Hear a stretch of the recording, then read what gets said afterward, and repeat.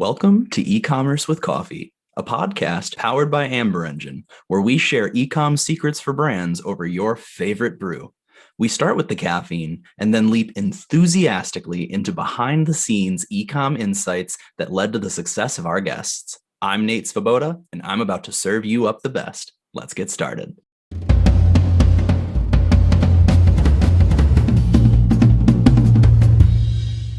Hello, and welcome to today's episode of E-commerce with Coffee.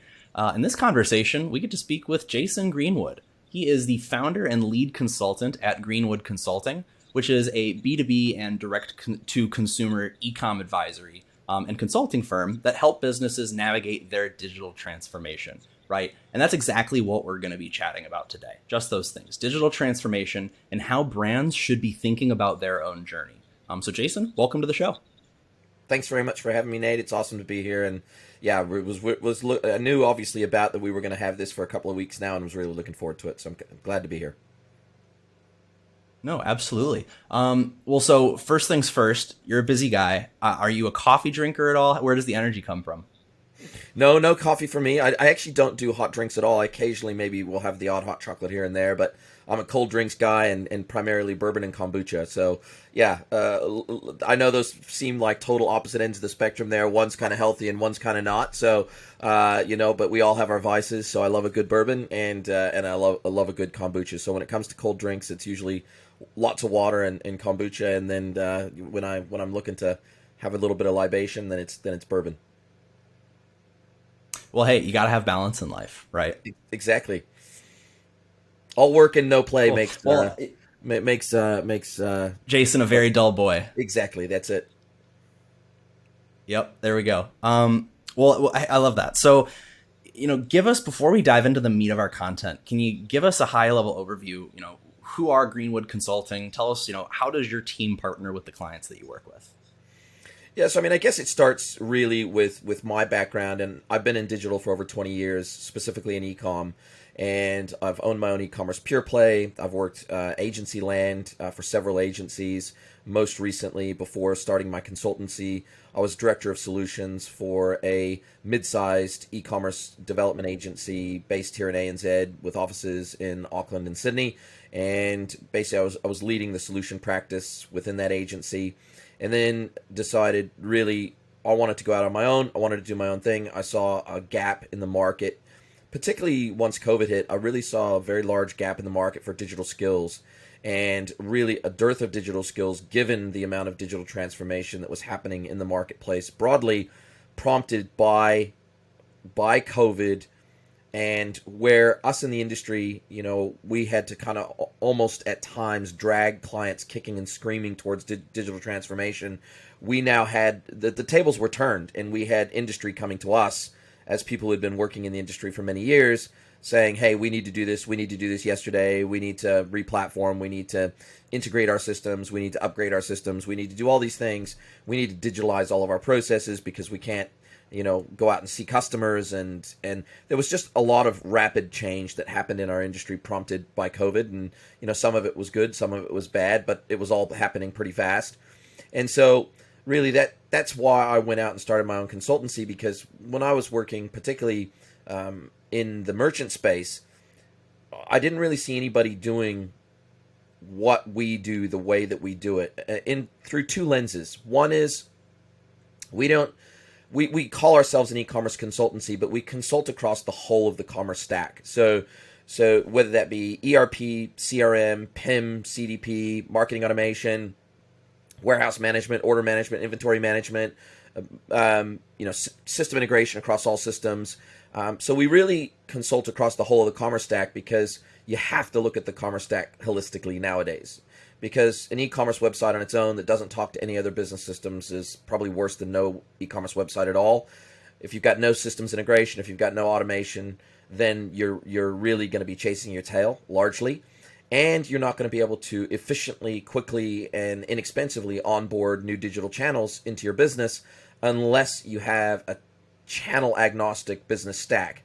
And so oftentimes we'll get called in initially to consult on, say, e-commerce. So they'll say, we're replatforming, or we don't have e-commerce at all today, particularly in the B2B space. Legacy B2B businesses oftentimes either didn't have e-commerce at all, or they haven't looked at their e-commerce site in 5 or 10 years. And so all of a sudden they're going, hey, we need to re-platform. What do we need to do? What platform do we need to use? And when you dig under the bonnet, when you start looking at their product data model, when you start looking at their customer data model, their customer groups, their pricing models, when you start looking at all these things under the bonnet, you soon start to realize that oftentimes they're nowhere near ready to implement e-commerce at a high level. Because they don't have the operational core or the operational systems or processes or org design to support that. And so when we go in and we're called in for, say, an e-commerce transformation, usually it ends up being a much broader engagement because they need our help across their entire stack. And so that's kind of how we came to be, and that's where I've got my experience. I've got my experience across the whole, engineering and architecting as a senior solution architect, the entire stack, not just the e-commerce piece. And I've worked merchant side implementing those technologies across the whole of the stack. So replatforming ERP and CRM and PIM and the whole 9 yards. So I guess I've got a lot of experience there, which sets us and me apart from the wider industry. But secondarily, there was no one in our space, at least in ANZ, Australia and New Zealand, that was doing consulting as a service. They were almost either doing it either on a project basis, and they would basically do time and materials, or they would maybe give a project cost, or they would work on retainer, a fixed set of hours at a discounted hourly rate for the retainer.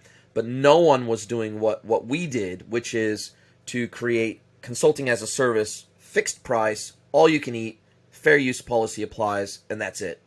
And so I tried to create a consultancy that I would like to consume as a retailer if I was to bring in a consultant into the business. I wanted to create the type of consultancy that I would love to have available to me when I was working in the space. And so that's really what we've tried to do, and it's been a great success. And we're a startup, so we've only been running just over a year, and we've got some amazing clients, and then we're doing some amazing projects, and it's been a really fun ride. Yeah, no, I appreciate how you broke that down for us. So I wanna piece through that. First of all, digital transformation, obviously what we're talking about, a bit of a buzzword, and I think that if you ask 5 people what it means, they may all give slightly different answers. Can you give us, in your definition, what really is the essence of digital transformation? I mean, really what we're talking about is usually digital transformation encompasses people, process, tech, data, right? And it has to run across all of those lenses of the business. But in the simplest terms, it's really digitalizing all of the sort of analog and manual processes that you have in a business. And so because we specialize primarily in B2B and D2C, which are the most complex commerce environments, so we don't work with sort of vanilla B2C retailers who can go and stand up a Shopify store and install a $200 theme and go selling. That's not really our forte. We're dealing with businesses that are doing sort of a minimum of $3 million in revenue per year currently. Ideally, they'd be doing about $5 million a year, but really the floor is about $3 million a year, because unless they're doing about $3 million a year, they don't have the resources to implement the changes that we would recommend. And so we don't have the levers to pull if they're doing small amounts of revenue, right? And so they just need to sort of be scrappy and figure out how to become a piece of popcorn that pops and gets to that sort of $3 million in revenue. And that's where really my free content comes in. So I put out free content, a tremendous amount of free content around LinkedIn and basically all social channels, my podcast, my newsletter, all sorts of content out there. And that's targeted at brands that are 0 to sort of that $3 million in revenue.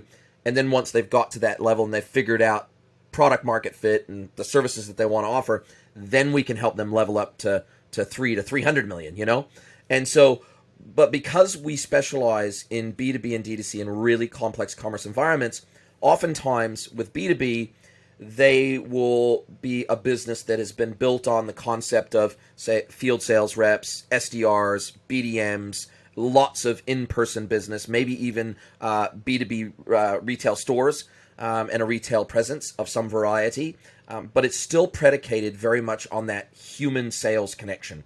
And so oftentimes when you go in to help a business digitally transform that's B2B or a large percentage of their business is B2B, even if they have a D2C channel, you oftentimes get a lot of kickback and pushback from that sales side of the business, account managers, sales reps, etc., because they feel like digital is going to eat their lunch.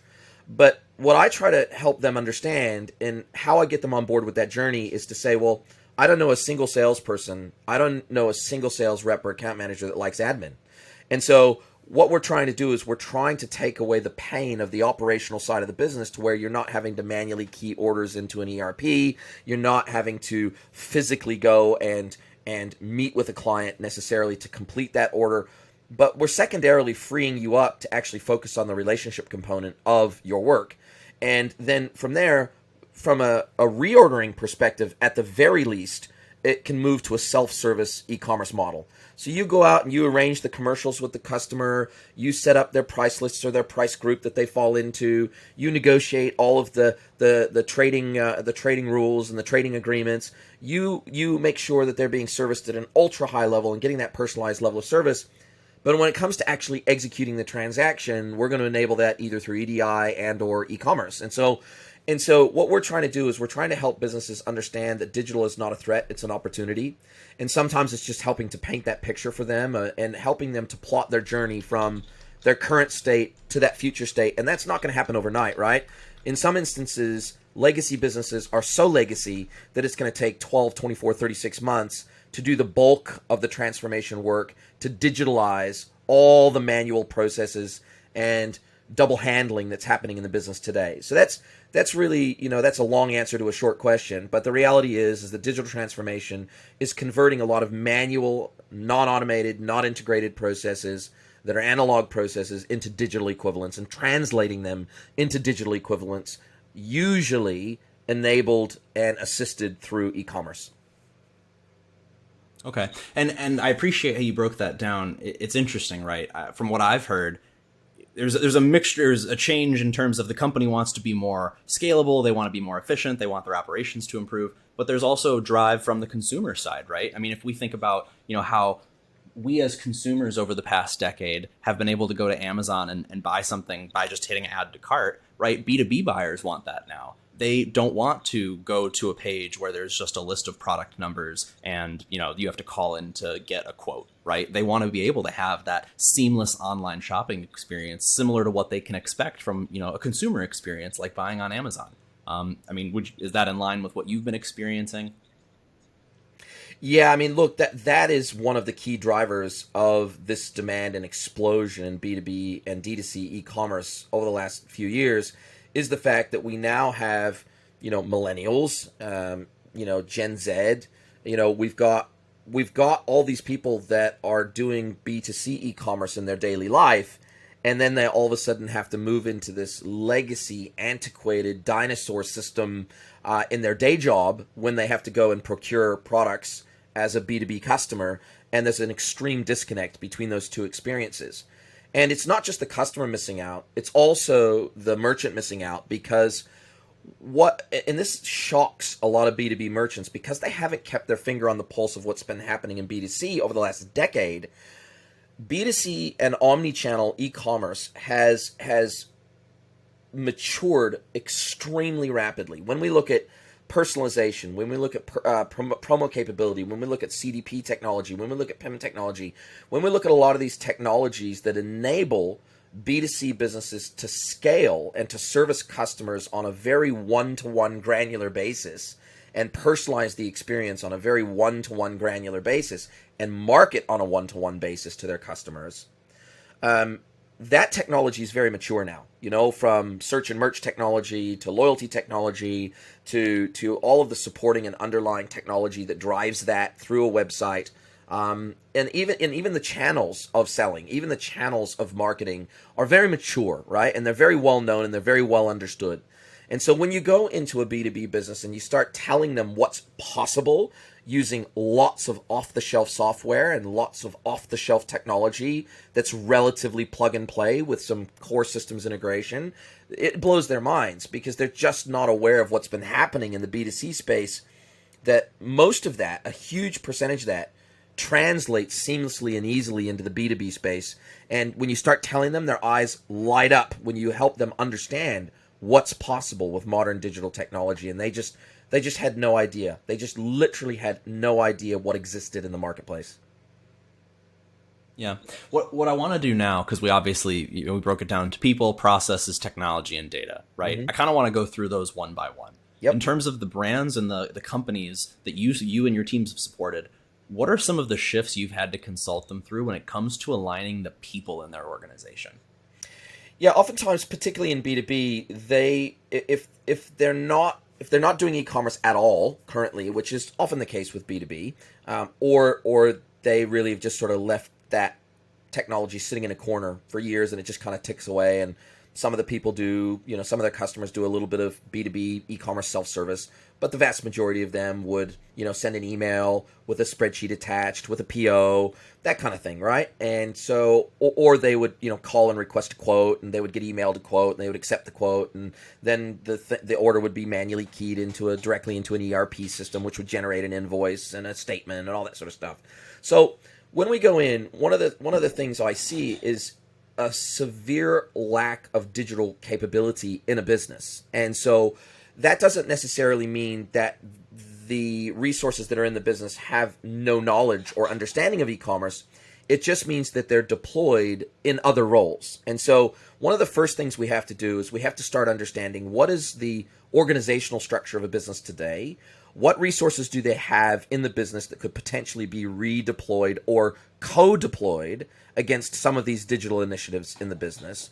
And then we identify gaps and we say, okay, well, we know what we have, we know where we want to get to, and this is going to be a process. It's a journey. It's not a destination, and so we need to create a process to get us there.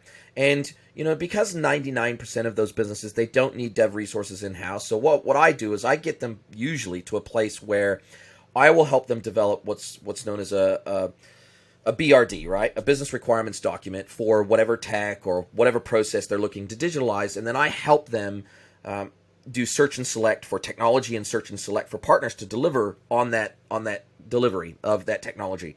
And so what I also help them do in tandem with that is I help them figure out, okay, what resources do you have that need to fit into this program of work?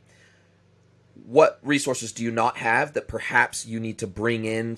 Let's say it's an external program manager that's used to digital transformation change. You might need to bring in a program manager for a period of time on a contract, say a 12-month contract, to help shepherd you through this program of work, which encompasses 3 or 4 digital transformation projects running in tandem with each other.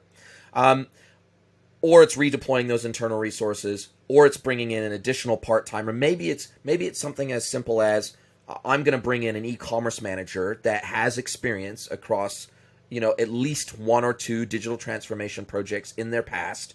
And so therefore they can help shepherd the project internally and help continue to get buy-in inside the business. Because as you well know, when you're going through large digital transformation programs, there's the trough of despair mid-project or mid-program where it feels like, oh my God, what have we done?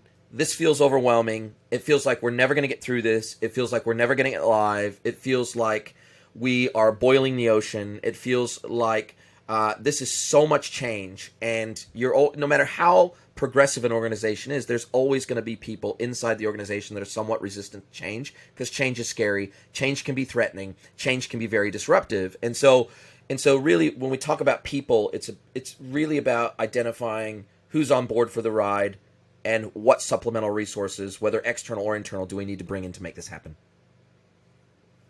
No, that makes tons of sense, right? I mean, even just from the program manager standpoint, it's a small detail, right, seemingly at the surface, right? But it's actually super important that you need somebody who's going to take ownership of this and make sure that, everything that's happening is aligned, right? You can't just have a bunch of disparate pieces of the puzzle. They all have to come together. The process. Go ahead. I mean, part of their role is also, in the case of program management, or let's say you hire a project manager with deep project management experience, and so therefore they lend themselves well to running multiple projects in tandem. They're not just keeping the internal people aligned and sort of eyes on the prize and breaking down blockers and adding resource internally where required and bringing them in and out of the project as required. They're also herding the sheep and herding the cats, so to speak, of the external vendors and partners as well. So they're keeping everybody aligned. They're keeping everybody because there's oftentimes internal and external dependencies at every step of the journey.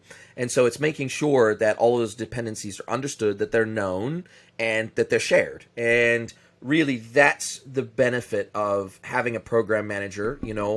I'm working with a very large client right now who originally was using a contract program manager. They've now, after 12 months, they brought him in as an employee in the company because he's brought so much value to the business by keeping everybody aligned, knowing what the prize is, knowing what success looks like, defining what success looks like to the business across these phases of work, and making sure that everybody is pulling in the same direction like sled dogs, right? And so that's the benefit of having somebody like a program manager on board to help lead. You need somebody to take ownership inside the business for making sure that everybody's pulling in the same direction. Yeah, I love the herding cats analogy. I think that sums it up. Yeah. Can't imagine trying to do that, but I can't imagine it would probably not be very fun or easy. Thinking about the processes piece, and this is very much likely unique to every company you work with, is it more so cleaning up and updating old processes, or is it actually like you need to completely change the way everything is operating and basically start from scratch most of the time? It's a combination of two things usually. One is translating manual processes into digital equivalents and helping them understand what that even means and what the opportunities are to do that and make that happen. So let's say today, and I'll just give you one tangible example. So, in the B2C world, it's very common to have a help desk. So whether that be Zendesk, whether that be Gorgeous, whatever it might be, to be able to manage all the inflow of communications, whether it be across social, email, DMs, all sorts of different channels, phone, etc., right? And then communicating back to the customer all the way through to resolution. And that's extremely common in the B2C world. Well, it's extremely common in the B2B world and the D2C world still to do all of that via email, right? And have maybe one central shared help desk email address that everybody logs into via their Outlook to an Exchange server, and then they pick up emails and they respond. And it can be a very disjointed process, and it can be very hard to track. It can be very hard to quantify, and oftentimes those B2B businesses, they don't even have necessarily a CRM either. And so there's a dearth of that single view of a customer and all the comms with that customer throughout their customer journey and their customer lifecycle. And so when you go in and you look at this and you see this process that's very legacy, it's very painful for them, it's very labor intensive for them, hard to manage, things slip through the cracks, and you start to explain to them how adopting a technology tool that plugs into all of your other systems, like, say, for example, a Gorgeous, it's completely transformative to their business. Now, the good thing about that is that the process comes with the tech, usually. So there's some default processes that are inerrant in the tech that says, okay, these are our standard escalation paths. Sure, you can tweak these. You can tweak the channel connectors. You can tweak certain things. But by default, they come out of the box with some very well-known, well-established, well-trodden processes that work for most businesses with minor tweaks, minor modifications, minor configuration changes. And so when we talk about, you cannot talk about process without at the same time talking about technology, because most technologies, whether that be an e-commerce platform, a PIM platform, a CDP, they come with inbuilt processes that are part and parcel of the platform. And so when we start looking at processes, we start looking at what isn't working from their perspective. So I ask them to tell me, what processes do you think are amazing today that we need to translate into digital equivalents somehow with relatively little change if you think it's working amazingly today? And what processes are hopelessly broken from your perspective? What components of those are broken? And how can we fix those through a combination of, BPO is usually a big part of this, so business process optimization is a big part of this, but sometimes we have to make wholesale changes, right? And so it's a combination. So you've mentioned a couple of different technologies, both in general and also some specific names, but so you have a company that works with you, you identify what processes or systems that they can automate, and I would imagine that is a primary driver of the technology investment decisions. But if there were, a couple of different types of technology, right? So it can be solution agnostic. what are some of the most common things that, the clients that come to work with you need to get initially, right? Would you say that there are any commonalities, or is it completely vary depending on the situation? It does vary, but e-commerce replatforming is a big part of what we help businesses with, because they're oftentimes running, say, legacy on-premise technology that's 5-10 years old, or they're running nothing at all. And so helping them understand, particularly in B2B, because B2B is so much more complex than B2C. They need to be able to support digital, quote requests and digital quote responses. They need to be able to support customer groups, price lists, pricing tiers. They need to be able to support many different product models that are not common in B2C. They need to be able to support account hierarchies where you have a senior buyer, a junior buyer, and maybe a category manager, but they need to be able to have shared shopping lists and then auto-escalated approvals to a senior buyer. There's lots going on in the B2B space that you don't even have to think about in the B2C space. And so a lot of this is down to the e-com tech that needs to be implemented, but a lot of it nowadays in particular has to do with CDP and PIM. Those are probably the two big, relatively new concepts to B2B that are becoming very common in B2C, but they can dramatically assist businesses through their digital transformation process, because it allows them to become much more channel agnostic. And that's one of the keys that I talk to businesses about every day, because my business is asking me about, what about this new metaverse thing? What about NFTs? What about smart contracts? What about crypto? What about these new sexy things? And I try to help them understand, that these are just potential new sales or marketing channels for you. But if you can't already onboard new digital channels easily and cheaply into your business today, what makes you think you're ready for those new sexy things? So, we've already got well-established marketplace channels. We've got very well-established social selling channels and contextual commerce channels. We've got, well-established digital channels of today, digital sales and marketing channels of today, that you don't use in your business because you don't have any method, any capability of onboarding those channels into your business easily, cheaply, or efficiently. Nor do you have the internal capability to manage those channels and effectively sell on those channels and modify your product data, for example, to be relevant to those channels and present those in a relevant way, or price it relevantly for that market. And so really it's about being honest and helping the business. As a consultant, oftentimes one of the reasons we are called in is because we are not an employee of the business. And so we can tell a business very frankly where their baby is ugly, whereas internal resources and employees cannot do that, because they're at risk of losing their job if they do, or they're at risk of such a radical restructuring of the business that they no longer are relevant to the business in its new iteration. And so that's one of the luxuries, I guess, we have of being an external consultant that's contracted in, is our job is exactly that. They are not asking us to be yes people. They are asking us to be transformative to their business. And so we're there to be very brutally honest with them and help them be brutally honest with themselves and see themselves through an accurate lens, as opposed to, oftentimes businesses are very aspirational, and that is awesome, but we also have to deal with reality. So it's about us meeting them where they are and helping them understand where they could get to. Right, because realistically, I mean, you want to shoot for the moon, but there are realistic goals to shoot for, right? Like, I forget if this was like a Mad Men episode or if it was something you hear in a business class, right? But you can't have a brand that comes up and they just want to become the new Coke of their market, right? Like, you can shoot for that, but is that really a good goal to shoot for initially, right? You want to make sure that it's attainable, it's a challenge, it's a stretch, but it's still attainable, right? Yeah, I would go our conversation here full. Sorry, I totally agree with what you just said, but I would go one step further, even in terms of how I contextualize that for the businesses that we work with. It has to be tangible, right? So we can have all these aspirations, but if they're quite ethereal, then it's hard to grab onto and say, okay, let's put some realistic stepping stones, and measurable outcomes associated with that.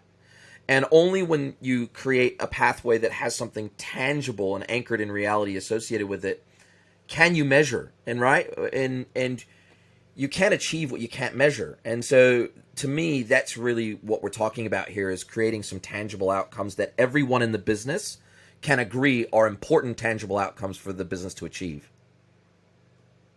Yeah, it's interesting. You'd think that more business owners would implement their like SMART goals, right? That's, I feel like, a thing a lot of young professionals are starting to say nowadays, right? The goal, is it specific? Is it measurable, attainable, realistic, and time bound? Yep, totally. So bringing this full circle, right? So we talked about people, we talked about processes, technology, now data. I think we've answered a lot of this tangentially, but what changes in the actual requirements that an organization has in terms of the type or amount of data required? What changes have been taking place that you could speak to? Yeah, it goes back to that PIM and CDP scenario usually. And when I go into a business, usually on the first day of discovery with that business, I ask them to show me an example of one customer record, and in whatever system that is in that they consider their system of record for customer data. And usually that's an ERP for most businesses, maybe a CRM if they have one. And I ask them to show me a customer record and show me an example of what they think is a good quality, well-enriched customer record, and what that consists of data-wise, data point-wise, in their existing systems. And then I ask them to do the exact same thing around product data. Show me a really good example of what you consider to be a pretty standard product record of yours. Show me one single variant product record and one multivariant product record if you have multivariant products, meaning you have a product that maybe has different sizes or colors or shapes or flavors or whatever it might be. And show me what a well-enriched product record looks like to you and your business as of today. And show me examples of your product model through that product record. And usually within 10 minutes of looking at each of those records, I can tell that business exactly what their major pain points are in their business before they tell me. Because usually I see dramatic inconsistencies in their product model. I see dramatic lack of structured and unstructured product data against products. Particularly if they're a B2B business, because oftentimes if they've been sold by a sales rep, all the knowledge around products is in the sales rep's head, or it's in a print catalog, or it's in a PDF catalog. It's not in any structured way in any system that's useful for e-commerce, for example, or omnichannel. It can't be sent out to an e-commerce website in its current iteration. It can't be sent out to a marketplace in its current iteration because there's no data to send out. They maybe have in their ERP, they might have a name, a SKU, a price, and maybe a short description, like a one-sentence description of that product. Maybe, if we're lucky. And maybe an image, but not always. And so these are the types of things we're seeing across this space, and we're seeing the exact same thing with customer data. We're seeing massive gaps in customer data. We're seeing that they're not tracking all, they couldn't tell us, for example, okay, what is this customer's average basket size? What is this customer's, without running custom reports out of their ERP, for example, they wouldn't be able to tell us who their best customers were, or their customers that buy the most against a specific category are, or what their average order value is across all customers, or what their average customer lifetime value is, what their churn rate is of customers that haven't bought in the last 12, 24, 36 months. There's lots and lots of gaps usually in that customer data because they have no system of record outside of an ERP usually that isn't designed to do what a CDP does. And the same thing with an ERP around product data. It's not designed to do what a PIM does. And so it's not designed to be able to see product data and structure product data across multiple channel lenses and multiple market lenses. And so when we talk about data, those are the two primary data points we're talking about. There's many more, but we're primarily talking about what does customer data look like in your business, and what are the gaps? What does your product data look like, and what are the gaps, and how do we start addressing those gaps before we look at doing anything else? Because usually we have to fix the data before we can even start thinking about what we're gonna do with it. I love that. It's crazy, right? The most important pieces of data come from the people who buy your product and the product that you're trying to sell to those people. Yes, correct. Yeah, but it's just an overlooked thing, and again, it goes back to a lot of these businesses just don't know what's possible. They just have no idea what's possible. Yeah, no, 100%. Now I know you have one of the last things that I wanted to pick your brain on, and I wanted to save this for last. I know you have this fit for commerce framework, right? Can you talk us through just really quick at a high level, how does it work? What is the essence of it? Yeah, so when we go in, we are really looking through those major lenses. It's people, process, tech, and data, right? And so we have a process of engagement that allows us to start to investigate and find out what the current state of that is. What is the current state of all of those puzzle pieces? We get very, very clear on what that current state is. What is the vision for the business? So what is the ultimate goal of the business, right? And where are both their pain points and what are their shooting for the stars opportunities in the market that they think they're just not executing on because of XYZ reasons? And those XYZ reasons usually come down to people, process, tech, and data, right? Now, because I'm technically focused and I have a tech background, I tend to lean heavily towards technical solutions for business problems, but because that's where my interest primarily lies. But tech is just a tool, and it's just a way of helping. It is just a method of helping, and technology on its own is not going to solve anything, right? Without the people, without the associated processes, without the right data, garbage in, garbage out is a saying for a reason, and it's a truism for a reason. We could implement the most amazing tech stack you can imagine, the most cutting edge SaaS tech, fully integrated, as automated as possible. But if the data going into that stack is rubbish, then the data coming out of that stack and the actionable outcomes are extremely limited in that environment. So really, what we do is we go in and we have a very straightforward process whereby we go through. It's about 5 steps, right? It's about 5 major steps in the process with sub-steps within those. But ultimately, when we get to the planning phase, we look at that through the Fit for Commerce framework. So we have to look at all those elements.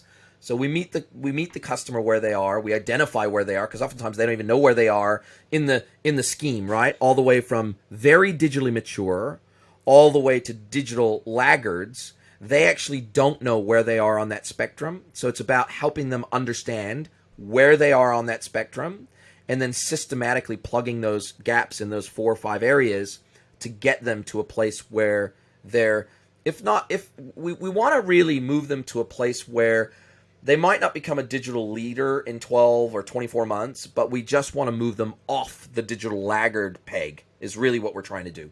We're trying to slowly get them to a place of digital maturity. Well, it's gradual, right? I mean, you're not going to go from step 1 to step 4. You go step 1, step 2, step 3, all the way up. But you have to start somewhere, and you need to have a guided path to follow to achieve that, right? And so it sounds like that's exactly what you guys are providing. Yeah, I mean, if we look at like just the Fit for Commerce framework in isolation, there's a lot of what we do that's around this, and there's steps before and after. But if we look at the Fit for Commerce framework specifically, and we look at just the people piece as an example of some of the things we do, we assess stakeholder needs and expectations, we assess capabilities and gaps, we help create organizational designs and role prioritization for gap filling. When we look at process, we're determining which processes can, should, or must be digitally supported or led. We match processes with solutions. We assess process gaps and solutions. We perform business process design. When we get into the technology piece, we help them understand that technology is just an enabler, but we look at their current tech. We look at what's working, what's not, why. We then work through we perform a tech requirements identification, analysis, road mapping, documentation. And then again, we walk through a process of vendor and partner search and select, and then we create tech solution design and architecture. And then finally, when it comes to data, we look through those lenses. We say we help them understand why customer and product data is foundational to digital transformation. because oftentimes they don't understand the why. And they don't understand the how. It's foundational.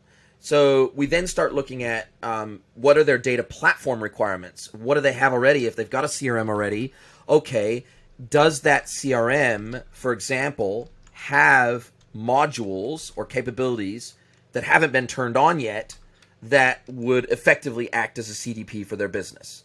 Because oftentimes they've got technology in their business that they just haven't turned on. And so they might have an ERP with 3 or 4 modules that they haven't enabled.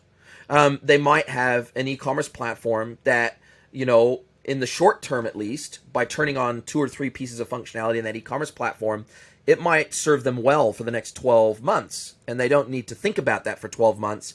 And all of a sudden, what was thought to be a burning platform now is not a burning platform, and we've bought them some time. We bought them some time to adjust and adapt. So these are the components of the processes and the specifics that we go through. Yeah, and it all goes back to you don't know what you don't know, right? We've kind of already talked about this portion. I mean, obviously you work specifically with B2B and D2C companies. Obviously some are at different stages of digital maturity, but all else held equal, are there any certain kinds of businesses or commonalities that you see that of companies that the Fit for Commerce framework best suits? It adapts. That they work most effectively or see the most success working with your teams? Yeah, look, it is very adaptable, and it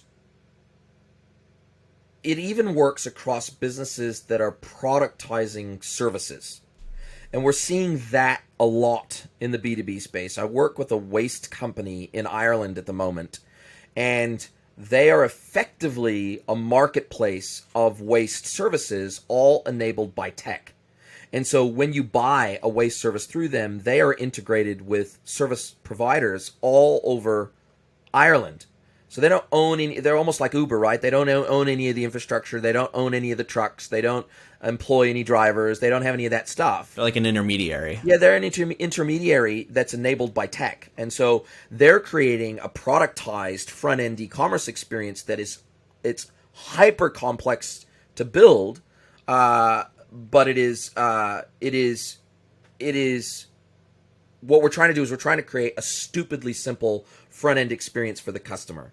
And so by using some of these tangible processes that we would normally apply to physical product companies, we're allowing them to understand how, by productizing that and shunting the customer down a very sort of standardized e-commerce-like experience, and then integrating off the back end of that into their operational systems and partners, they can create an experience that the customer will automatically understand, know, and love the moment they hit the website. So we can apply it to just about anything, but physical product businesses are a great fit. Well, I think, just to make sure we ground our conversation, the last question I want to ask, what are some very realistic risks that any business owner should be thinking about and understand are possibilities when they go to embark upon a digital transformation? Look, I think one of the biggest things is working really, really hard at taking the team on the journey with you, because you will get resistance. There's no question about that. It's about helping the team to, or it's about you understanding what the concerns are in the business, the perceived risks and threats of a major digital transformation, because if it's got to be top down and bottom up, meaning the top of the business has to be totally on board with the process of digital transformation, and they have to believe that it is a must for the business. Otherwise, if they're just being told by the grassroots teams that this is a must, but they don't genuinely believe it, then they will never be resourced properly. It will never get the funding it needs. It will never get the attention and love that it needs. And it will never get the effort by boards and CXOs that it needs to make it a success, and to make the really hard left or right decisions that have to be made throughout the process. But secondarily, it's also a grassroots bottom-up exercise, because at the end of the day, people that have been doing the same process for many years in the business, they will oftentimes be very averse to that change, because it effectively means, in many instances, completely relearning their job over again through new technology or a new process, right? And so it can feel very, very threatening and very unnerving to businesses. And so it's about making businesses resilient more than focusing on digital transformation. It's about, hey, actually, let's not even call it digital transformation. Let's call it making our business more resilient for an unknown and uncertain future. But we know that future has significant digital components to it. We don't know all of what that looks like, but we know it's significant. And it's about making our business more resilient and more relevant to our customers so that we stay relevant no matter what channel they buy through us. I love that. Playing for the long game. That's it. Absolutely. Cool. Well, Jason, where could our listeners get in touch with you if they, anything we've said resonated, they want to pick your brain or get in touch with your team at Greenwood? So best place to find me is LinkedIn. Jason Greenwood on LinkedIn. I put out most of my content on LinkedIn. I post there almost every single day. Check out my podcast, which is at The Coalface. Go and check that out on every podcast engine. And then finally, if they really want some help with digital transformation and they think we can help, then they can just go to greenwoodconsulting.net. It's that simple. Awesome. Well, Jason, it's been a pleasure speaking with you. I definitely see future conversations in the future. So I hope you have a great rest of your week, and thanks for sharing your time with us. Absolutely, my pleasure. Thank you so much for having me on. Look forward to doing it again with you at some stage. That's it for this episode of E-commerce with Coffee, powered by Amber Engine. If you haven't gotten your fix yet, be sure to get more e-commerce brand secrets on our website at amberengine.com. And don't forget to subscribe for more episodes.